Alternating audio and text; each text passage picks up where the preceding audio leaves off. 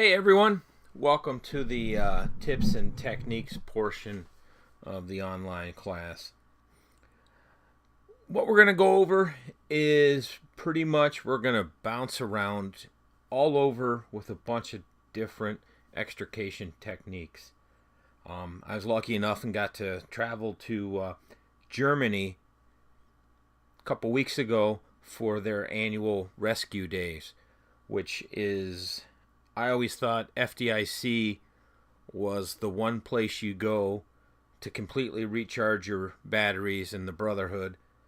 But if you're an extrication guy, I tell you what, put that on your bucket list. It is definitely a great time. They take extremely good care of you while you're taking their program, and you even learn some things. I picked up a few little things that I've been showing a lot of guys in my department and sharing with other people here in the States. So let's dive right. You need to identify how important it is to have a plan B and a plan C. And anytime you start your extrication and you're moving along with your plan A, the incident commander should be thinking, what if my personnel is unable to achieve what their goal is? Or what if something happens to the hydraulic pump? What if something happens to the generator? We had our generator on our heavy rescue, and luckily it was during training, but had our generator go out, and our hydraulic tools are run on electric pumps. So it negated our tools, and we had to switch it up, which was good because that's where you want those type of things to first happen, is in training, because we tend to revert back to our training in those stressful situations. We're going to talk about some RAM techniques. I know it's either a love-hate relationship with RAMs. And one of the reasons I find that is a lot of people only have a small RAM. The larger telescoping RAMs aren't as common as a smaller one or a RAM that you can only put extensions on. But we're going to go over a few common things that we can do with them, and then some outside the box that you can put in the back of your mind just in case. And then that dives into a bunch of outside the box techniques. Learned a couple really neat techniques over in Germany that I hope you guys will enjoy. They may not be my first choice, and they may have some drawbacks, but they're definitely something that you should take a look at and practice and train on it when you get a chance. And then hand tools. Extrication competitions typically run a hot pit, and then they run an unlimited and a limited pit. And the unlimited pit, you can use anything, but the limited pit is limited to hand tools, like the high lift first responder jack, sawzall, air chisel, that type of thing. So we're going to go over some hand tools and some little different tools that can help you in the long run. So extrication, we all know it. We want to locate the patient. We want to locate the most suitable opening and determine the tactics that we're going to use to clear that path to get our patient out. Simple enough? Sometimes it is simple, sometimes it's not. But that mental toolbox I talked about earlier, that is one of the biggest assets to any firefighter, EMS, rescuer, in the fire service, in the medical, emergency medical services. That is very important, is that mental toolbox, because that's where we store everything, and that's where we go back to find something in our mind when our plan A doesn't work and we have to switch gears. So what's in your mental toolbox? I'm hoping a lot. A lot of you signed up for this class. hopefully to learn something new, maybe see some different techniques, maybe see how things are done on a different part of the states or a different part of the country. But we want to fill our mental toolbox up, and we want to continuously add it. And I reference, say, your first toolbox you ever buy. You buy a big toolbox, and then you have limited tools in it. And as you get a little older, you buy more tools, you add more tools to it, and before long, you have too many tools in that toolbox. But in our case, you can never have too many tools in that toolbox. We want to constantly be adding every day that we're on duty, every time we're responding to a run, every time after a run. We want to share what we've seen, share what we learn, share what we try. So the tips and techniques that we're going to go over are really going to add some value. I talked about sharing what happens on the run, after the run, what worked, what didn't work. We talked about that plan B, C tucked away. And with all the extrication stuff and all of what a lot of people have been talking about, how strong the vehicles are, the core principles of extrication have really not changed. So look at even something basic. And this is my buddy Jorg from Germany. And due to the power of the internet, I had been talking to him for years and finally got to meet him just a few weeks ago.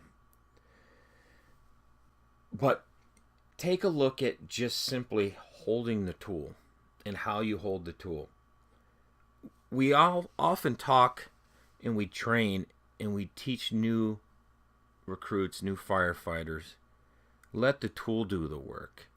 We're basically there just to hold the tool, kind of guide the tool, but the tool's going to do its work.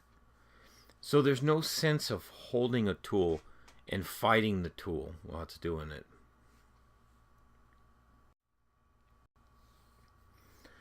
So tool placement. One of the biggest things you can do to affect when you're cutting any type of high strength steel is how you position the cutters. Now it's convenient for us to attack, say, a B-pillar perpendicular. But if you think about what that tool is going to have to do, you're going to have to open up those cutter blades to the widest point, and then you're going to have to close it around a very strong part of that B-pillar. Whereas you turn the cutters 90 degrees and make them run parallel with the car, basically parallel with the front and rear door. Basically consider from the front wheel to the rear wheel, if you draw a line between those two, you want the cutter to be parallel. So the cutter's not going to be opened as wide when you go after that B-pillar. So the cutter's going to have more strength because the blades aren't all the way open. And that's typically the weakest part of a cutter, is when the blades are all the way open. And then the golden rule with cutting high strength steel is let the tool build pressure. Now, some of the different tool manufacturers out there have even changed the timing on how their tools build pressure.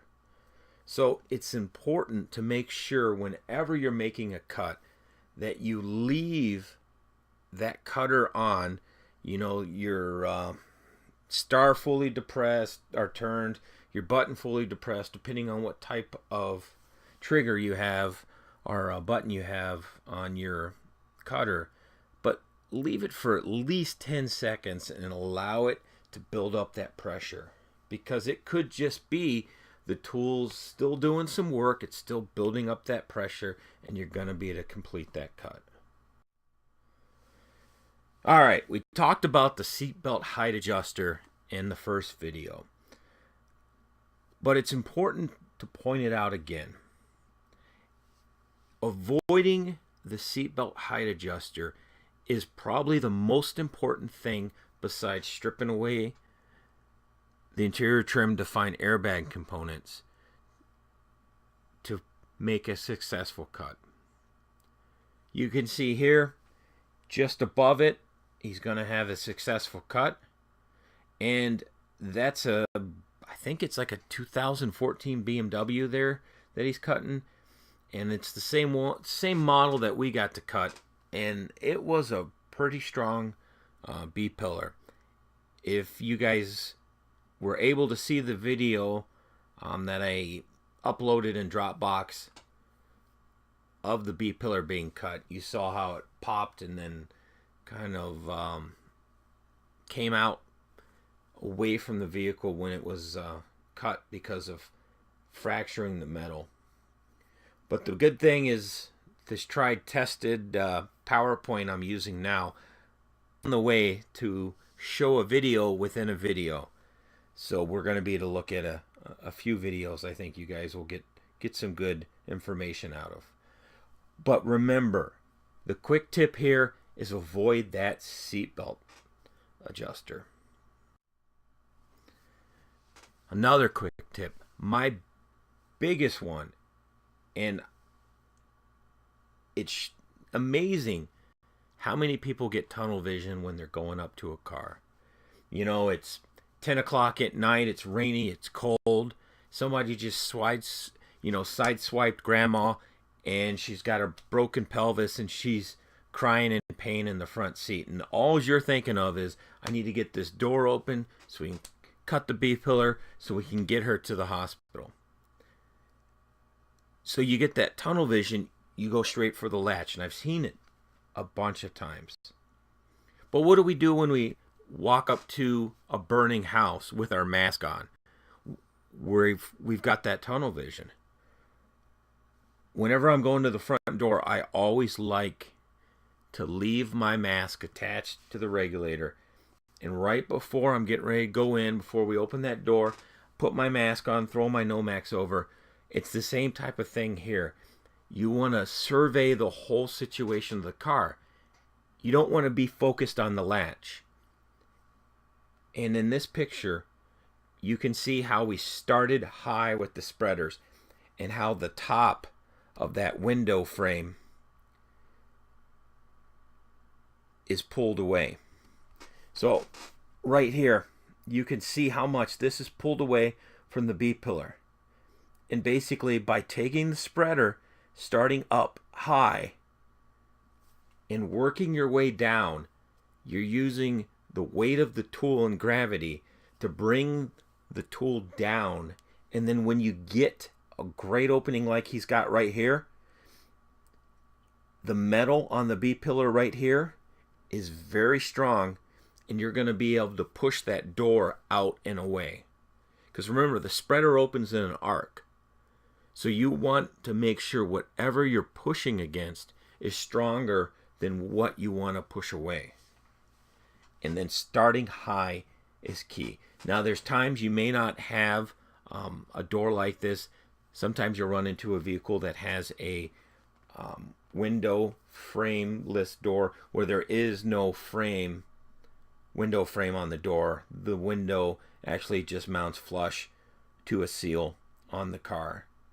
But whenever you have this type of door, you want to make sure you start high, and you tend to find much, much better results. All right, so we're going to look at some ram operations here. Now, if you've got older cutters, rams can still push and tear away metal. So here we're using the ram to basically just push the roof off the B-pillar, and we just ripped the metal off the top of the B-pillar. Either the spot welds or however it's attached is what rips away. And just like on a chain, the weld's the linkest part. So the weld on these parts is the weakest, and we're just trying to tear that away. Now in this picture, note that we've got our cribbing underneath basically where we're pushing. Always consider that you have to crib when you're ramming in a vertical direction.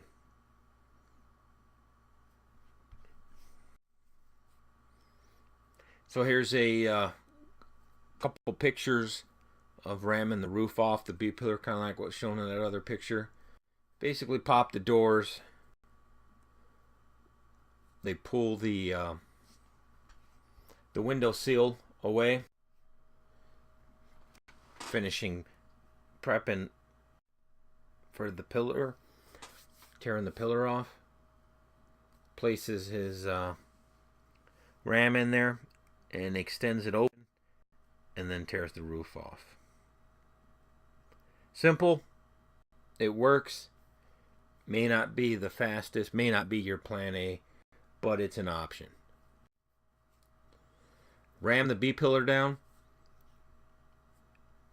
If you've got a very strong B-pillar, the base is typically going to be very strong, and they're very wide.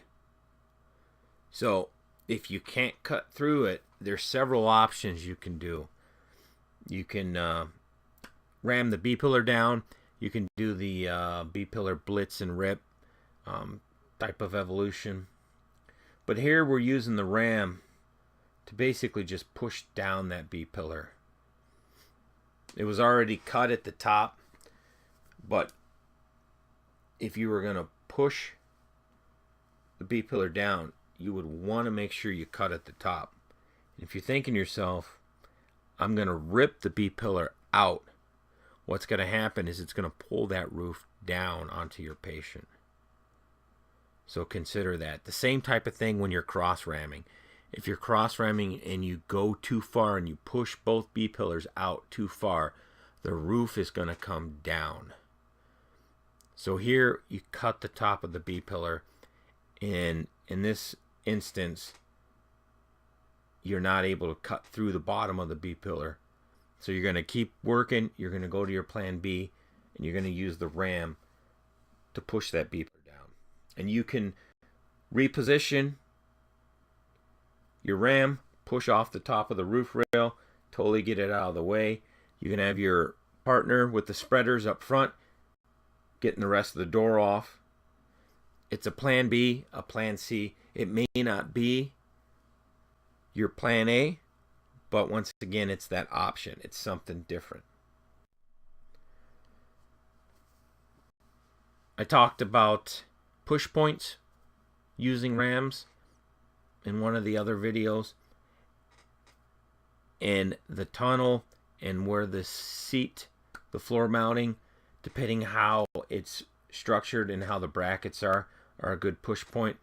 Here we're pushing off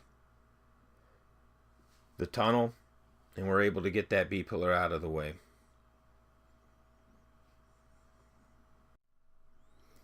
Cross ramming, we talked about that, where the metal's going to go. Self-explanatory. The issue with cross ramming is it's labor intensive. You're talking about extended rams, long rams, working very close to your patient. You're going to need at least 2 people to hold the rams, and then sometimes maybe even a third person, depending on where the controls of the ram are.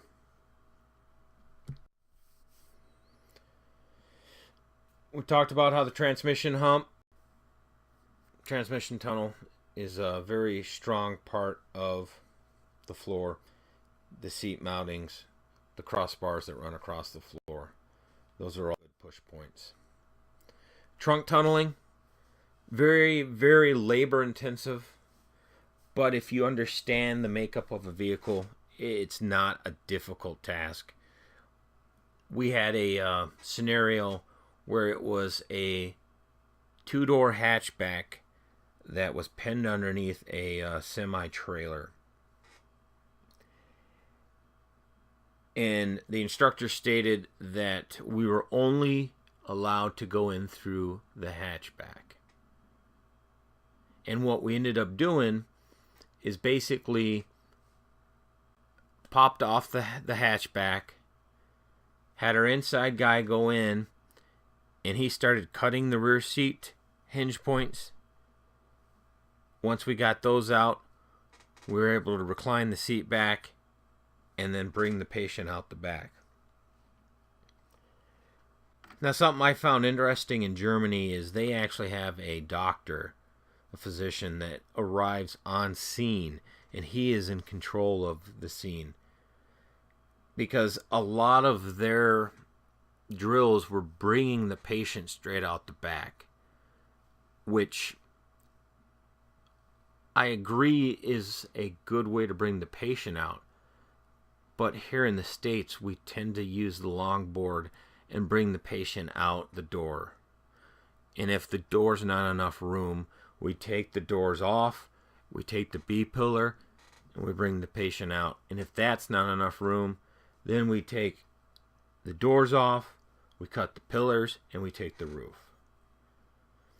But that's something that they did. So, trunk tunneling, it's a little labor intensive. If you've never done it, definitely something you want to play with, and you want to try to do it on different vehicles.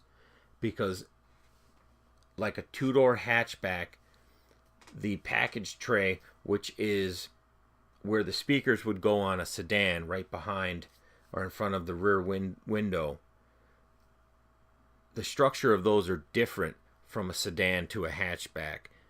So a sedan would require a little more cutting, whereas a hatchback is going to require a little less cutting. And then we talked about too how you could take a seat apart if you understand how a seat's put together. And these are all important things for trunk tunneling. Roof tinning, high lift jacks, great tool, very simple tool, inexpensive tool, and they've been around forever. You can use them to tint the roof. Here's a picture of you got a good amount of space now to bring that patient out. Here's another picture of it. Now you can say that the C-pillar's already been cut, but this was at Crunch Time Extrication. It's a event in Northern Illinois that I go teach at the last couple years. And Mike Huffman really likes to pass the knowledge on. So after this team ran out of time, their 20 minutes was up, he brought them over to the car real quick and showed them what he would have done in that situation. So what he would have done is used the high lift jack to tint the roof to bring the patient out. So using a hand tool, tinting the roof, you can get that space to bring that patient out. The B-pillar blitz and rip are total sidewall removal. There's all sorts of different names for it. But basically all you're doing is you're taking the rear door, the B-pillar, and the front door all in one swoop. And I'd never had a chance to do this on a like a brand new vehicle. We always get those junkers in the junkyard where the rocker is so rusted, the minute we start to spread, it basically just tears apart. So we did it on the BMW, and it was interesting on how it tore, but it tore and popped and snapped almost like cutting the B-pillar. Definitely a little more violent. The car didn't move, but the metal popped a lot, and a lot like popping a door or cutting a high-strength steel.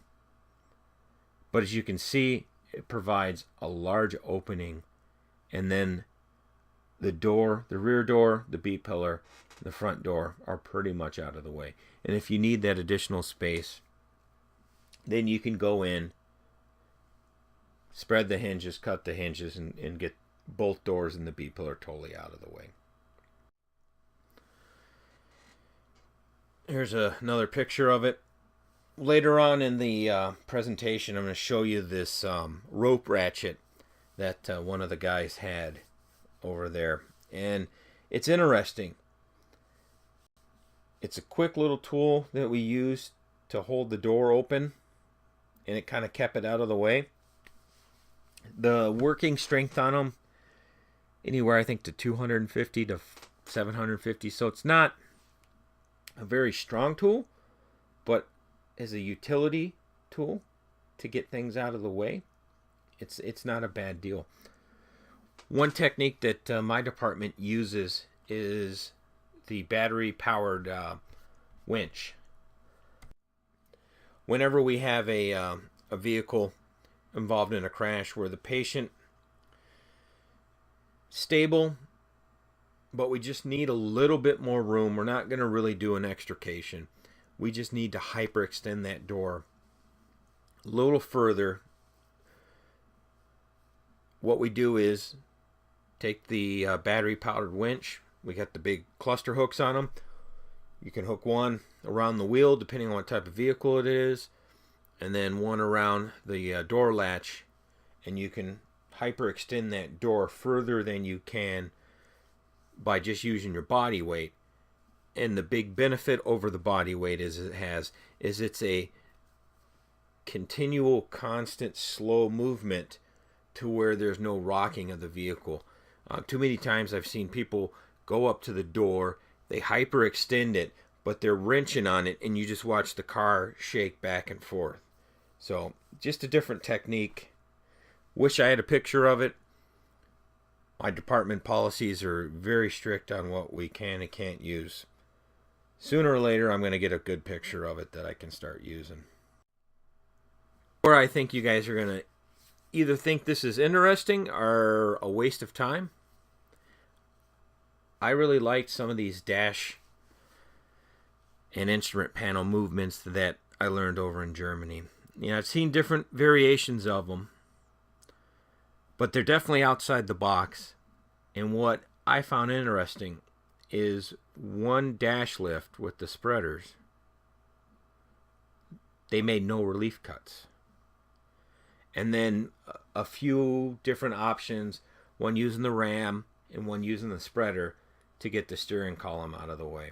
And then we've got some pedal displacement techniques I'll show you as well. So here's what they do. And I'd never seen this before. And I was fairly interested to see it. And it worked. And I've even tried it since I got back here in the States. And we got it to work. And it worked fairly well. What they do is they come in with the spreaders. And they open them up and put one arm there. And then they put the second arm as close to the edge of the door frame here as they can.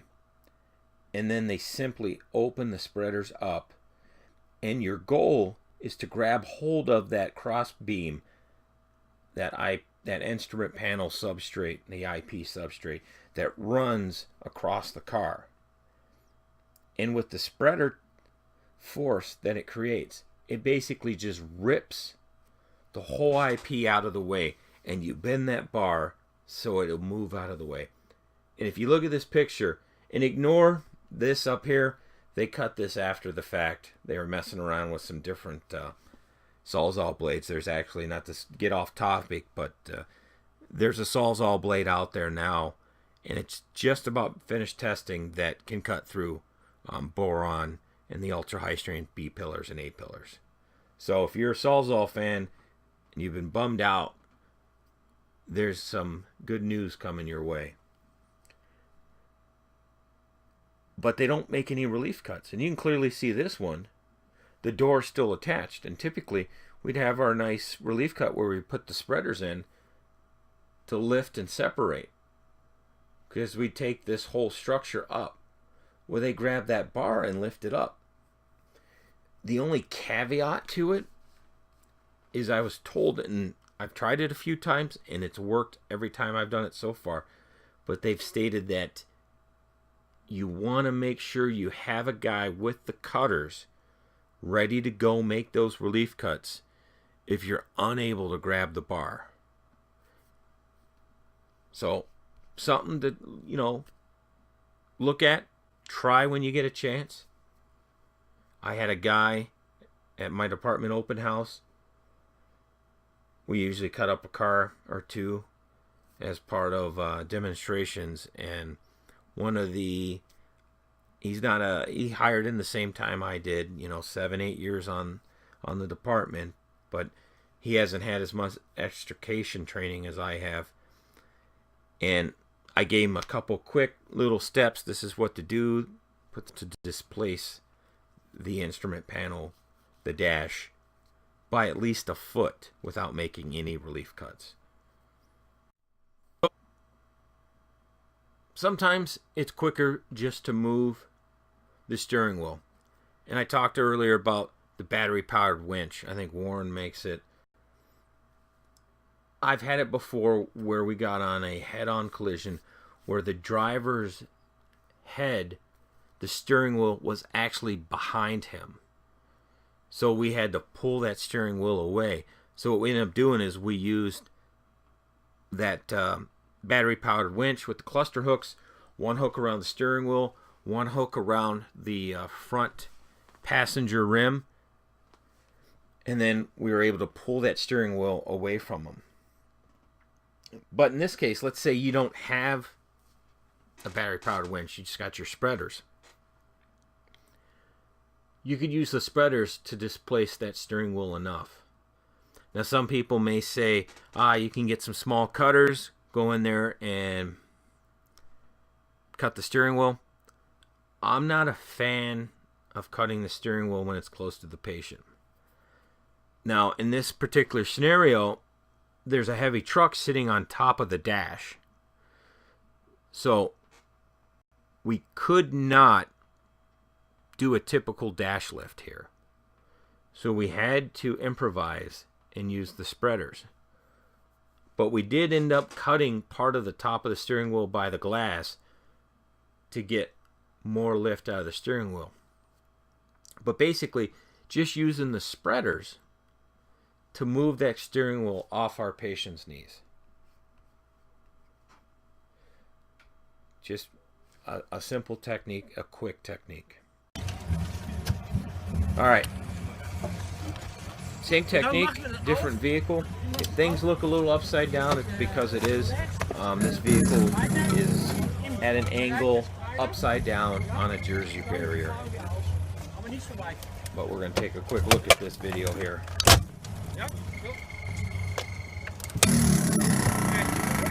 Du ziet, du musst mir hier. Ja. Aber die ist ganz kaputt. Ich brauche die, ja? Maybe if I can get this pointer to Du ziet, stop. go back. Functioneert. Ja, oké. Neem de spreider aus. Pointer off. There we go. Und dann machen wir das auf. Mach es auf. So rechts. Weiter. Im Bereich des Spreider. Ja. Und dann fahren wir auf. Aber nicht so weit. Ja, so. Now he caught the wheel there. He should have got underneath the steering wheel to make sure he got the column. Die ist ganz kaputt. Ich brauche. So you'll see it here. He'll get some good movement out of the wheel. Functioneert. Ja, oké. Neem de spreider aus. So you're usually only talking inches. Just another tool for the toolbox there.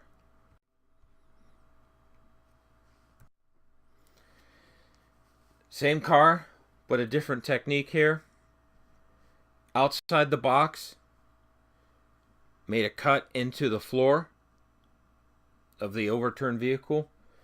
Put the ram in between the occupant's legs, and then you can push the steering wheel up with the ram. Probably not my plan B. Probably not my plan C. But could it be used? For sure. And it's a small ram. And it's a pretty interesting little technique. So there's the full movement they got out of it. A decent amount of movement from the vehicle or from the steering wheel.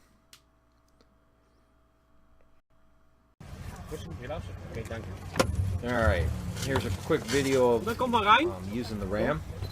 Meer slauw, meer slauw. No. Kom maar Rijn.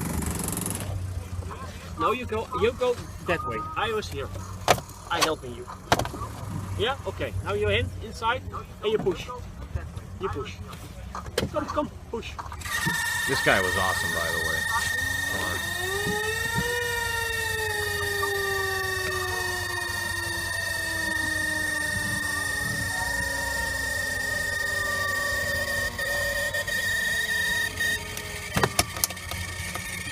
Stop. Kom maar met een mag. Blijf hier. Kom maar. Stop. Kom maar met een mag. Like I like to say, there's always a different way. Still a decent amount of movement. Kind of outside of the box pickup truck. But where, You never know. let's assume that you didn't Couldn't end up using it have sometime. any attachment to use with your ram that would bite into the rocker. Now I know there's some that'll say, my tool's rated, I can use the spreaders to create a push point, or I can put a Halligan in there. You can. You know, is it my first choice? No.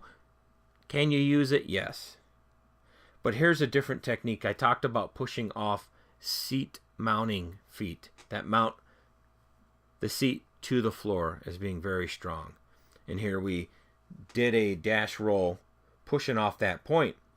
Now with a pickup truck like this that has the B-pillar built into the rear door, you wouldn't have the bottom of the B-pillar to push against once you remove the door. So you always got to keep that in mind, that vehicles are different and different vehicles have different features that can affect how we complete our extrication tasks.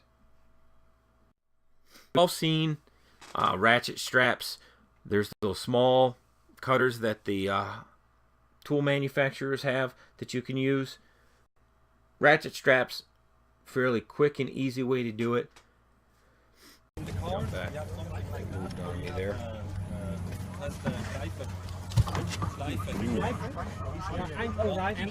And the best part of the whole video here is the instructor starts yelling at him to put on his hand shoes, basically gloves.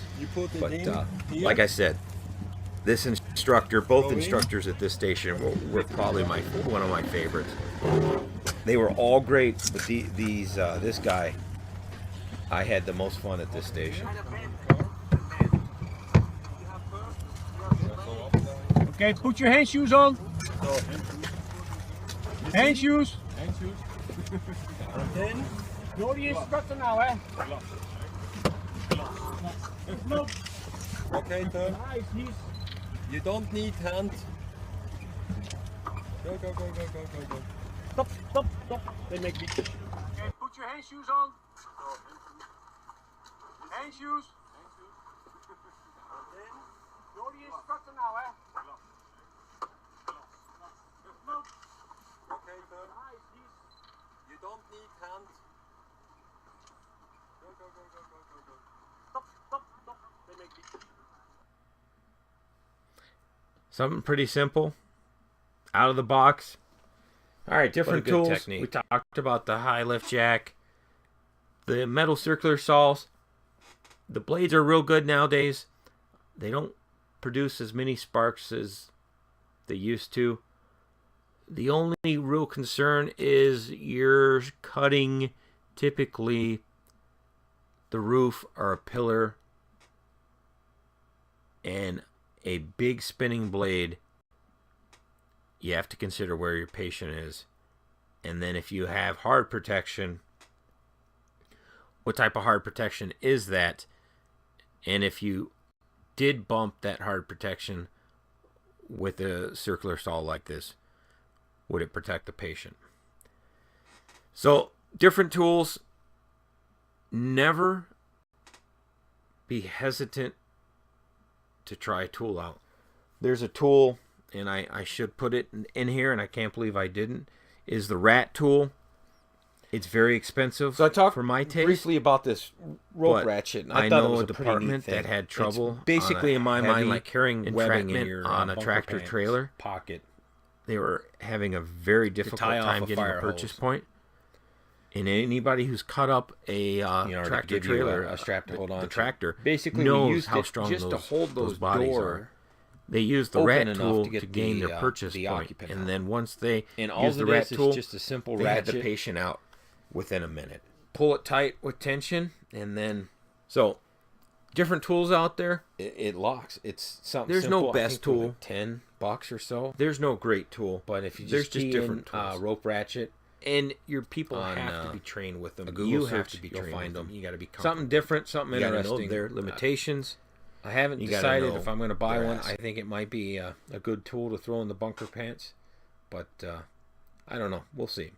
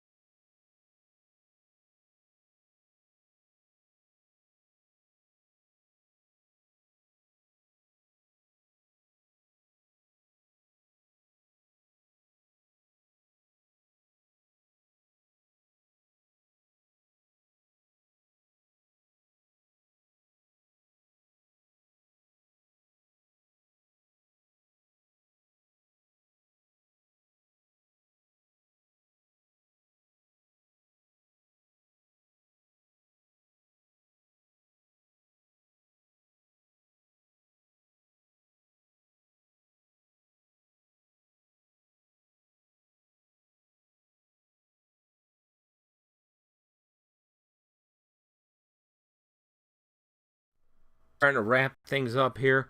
We talked a lot about the plan A, plan B, plan C. Just remember, you can go from plan A to plan Z as long as you never stop.